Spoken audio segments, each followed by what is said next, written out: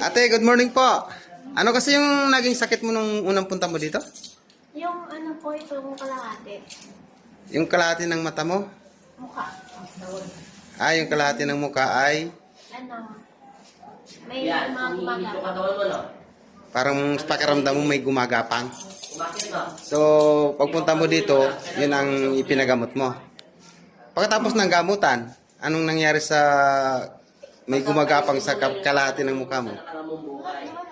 Nawala na. Ano daw yun? Ano, ay Palipad hangin. Kayo po ay may... kumusta naman yung pakiramdam mo sa ngayon? Okay na.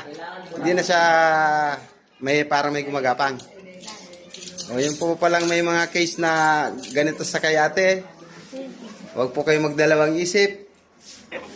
Punta na lang po kayo. Basta't magdala po kayo ng paniniwala kay Kristo sa ating mahal na pong Isus Nazareno.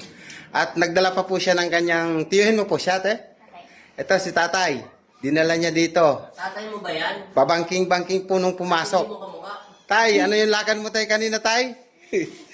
Tatay, ano yung lakad mo kanina, tay? Bisaya. Hindi ka nagkaintindi yan. Matuwid na. Matuwid na. Marunong pala mag-Tagalog si tatay.